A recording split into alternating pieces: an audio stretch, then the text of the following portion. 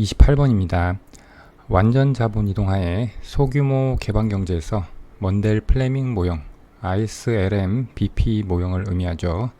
이것에 관한 설명으로 옳지 않은 것은 ISLM BP 모형을 설정을 하고, 그리고 보기에서 보면 변동환율제 하에서 정책의 효과에 대해서 묻고 있으니까 우리는 변동환율제에 한정해서 모형을 분석해 보도록 하겠습니다.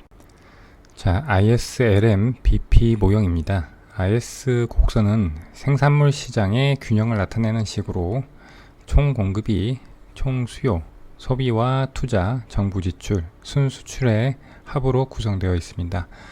소비는 가처분 소득의 증가함수이고요. 투자는 실질 이자율의 감소함수입니다. 그리고 정부 지출이 있고요. 순수출은 자국 소득의 감소함수. 자국 소득이 증가하면 수입이 늘어나니까 순수출은 감소하죠. 그리고 해외 소득의 증가함수. 해외 소득이 증가하면 자국의 수출이 증가하니까 그렇고요. 그리고 실질 환율의 증가함수. 실질 환율은 자국의 수출 제화의 국제 가격 경쟁력을 의미하죠. E는 명목 환율이고요. 피스타는 해외의 물가, P는 국내의 물가. 그래서 이 실질 환율이 상승하면 해외의 재화가 국내 재화보다 상대적으로 비싸지기 때문에 해외 재화에 대한 수요는 감소하고 국내 재화에 대한 수요가 증가해서 이것은 순수출이 증가하게 되죠. 그 다음 화폐 시장의 균형을 나타내는 LM 곡선입니다. 이 좌변은 화폐의 공급을 의미하고요. 그래서 화폐량을 P로 나눠져서 실질 화폐 공급으로 표시를 하고 있고요. 우변은 실질 화폐 수요입니다. 그래서 소득에 대한 증가함수이고 명목이자율에 대한 감소함수입니다. 이 소득에 대한 증가함수인 것은 이 거래적, 예비적 화폐 수요 때문이죠. 그리고 이 명목이자율의 감소함수인 것은 투기적 화폐 수요 때문이죠. 그 다음 BP 곡선입니다. 국제수지 균형을 의미하는 선으로 이 문제에서는 완전 자본이동이라고 했기 때문에 이 BP 곡선은 수평이 되고요. 그리고 소규모 개방경제이기 때문에 해외 시장에서 정해진 이자율을 그대로 받아들이게 됩니다. 그래서 국내 시장 이자율은 해외 시장 이자율인 R스타가 된다가 BP 곡선의 식이 되겠습니다. 그리고 아래에 문제에서 묻고 있는 확장적 재정정책과 확장적 통화정책에 대한 그래프 분석입니다. 먼저 확장적 재정정책을 살펴보겠습니다. 이 제로점에서 IS 곡선과 LN 곡선이 만나고 있고, 그래서 대내 균형이 이루어지고 있고요. 그리고 그 점을 해외 시장 이자율에서 수평선인 BP 곡선이 지나고 있기 때문에 대외 균형도 만족하고 있습니다. 이 상태에서 정부가 확장적 재정정책을 펼치면 IS 곡선이 우측으로 이동하게 되죠. 그래서 단기적으로 이원점에서 대내 균형이 성립하게 됩니다. 그런데 이 대내 균형은 이자율이 세계시장 이자율보다 높게 되죠. 그래서 해외에서 외화가 국내로 유입되게 되고, 그러면 이 경제는 우리가 변동환율제를 가정해서 분석을 하니까 외화의 유입에 의해서 환율이 하락하게 됩니다. 환율이 하락하면 우리가 설정한 IS식에서 이 실질 환율에서 이 2가 하락하게 되고, 그러면 실질 환율이 하락하게 돼서 자국 재화의 국제 가격 경쟁력이 떨어지니까 순수출은 감소하게 됩니다. 그래서 이 IS 곡선이 다시 좌측으로 이동하게 됩니다. 이것은 해외 시장 이자율과 국내 이자율이 같아지는 원래의 균형점인 이 제로가 될 때까지 이동하게 됩니다. 그래서 결과적으로 확장적 재정정책은 국민소득도 이자율도 변함이 없게 됩니다. 그래서 총 수요는 증가하지 않습니다. 그 다음 확장적 통화정책을 보겠습니다. 이 제로에서 출발을 하는데 확장적 통화정책에 의해서 LM 곡선이 우측으로 이동합니다.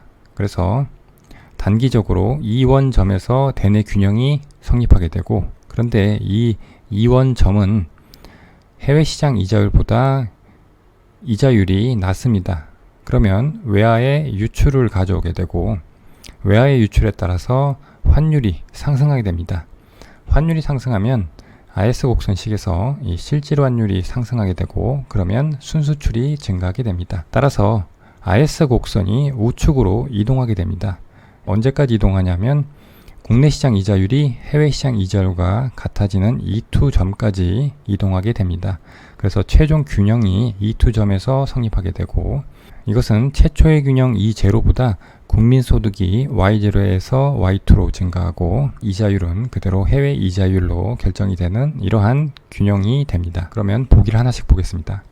1번 국내 이자율은 해외 이자율에 의해 결정된다.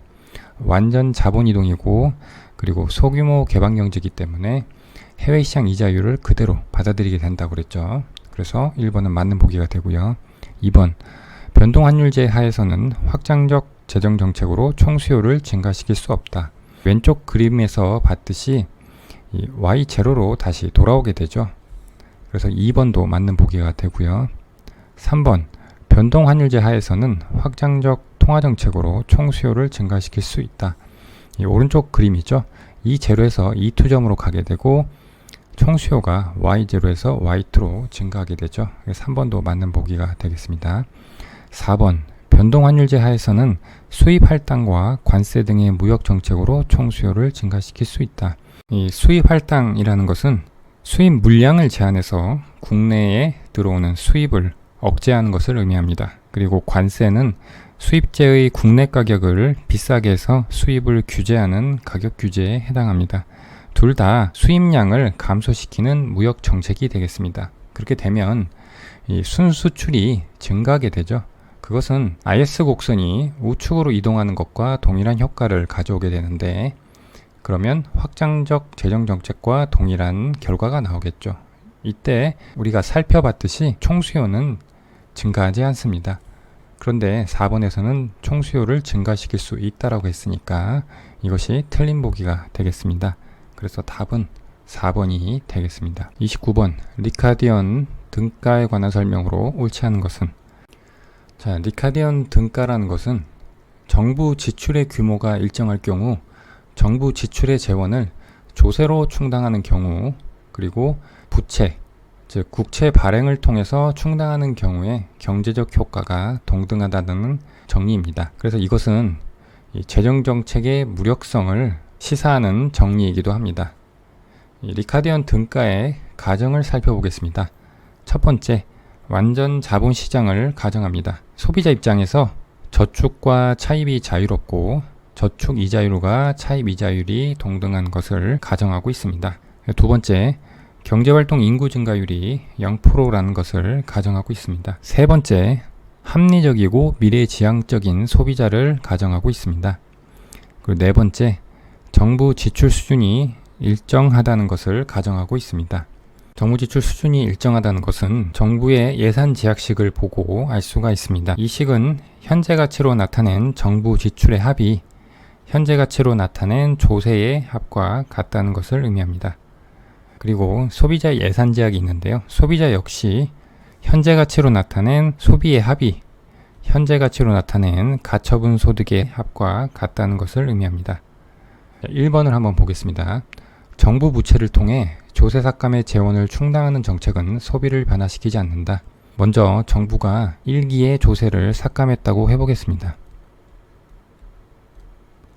그리고 동일한 만큼 국채를 발행했다고 해보겠습니다.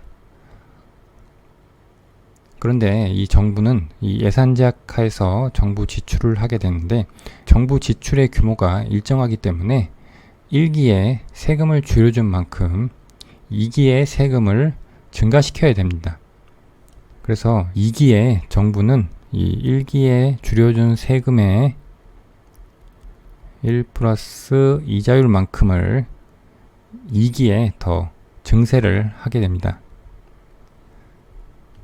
그런데 소비자들이 합리적이고 미래지향적인 전망을 하는 소비자이기 때문에 이렇게 정부가 1기에 조세를 줄이고 2기에 이만큼 조세를 늘릴 것이라는 것을 예측하기 때문에 소비자는 1기에 세금이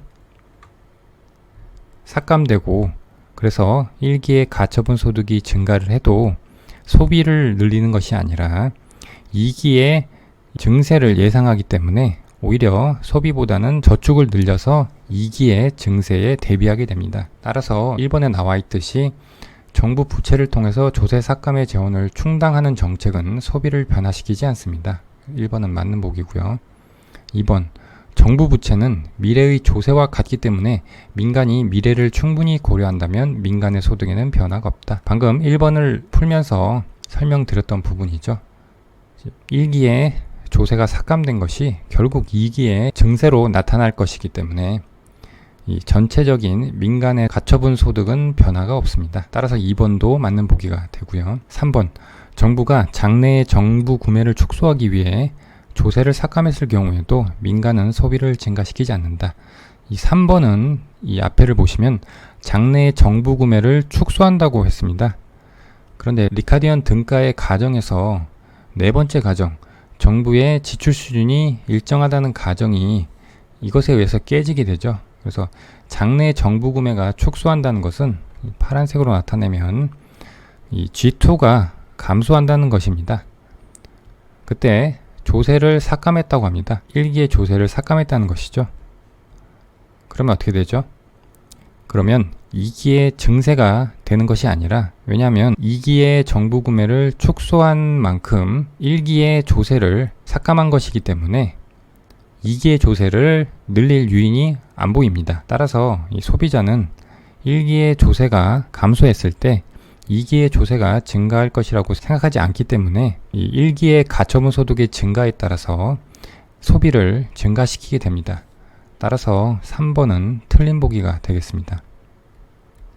4번, 리카도는 정부 재정을 부채를 통해 확보하는 것이 조세를 통해 확보하는 것과 같다고 주장했다. 이것은 1번과 같은 의미를 다르게 표현한 것일 뿐이죠. 정부 재정을 이렇게 국채로 발행하나 또는 삭감하지 않고 원래 조세 T1의 크기만큼으로 재원을 조달하나 민간 소비에는 영향을 미치지 않았죠. 그래서 4번은 맞는 보기가 되겠습니다. 틀린 것을 찾는 것이니까 3번이 답이 되겠습니다.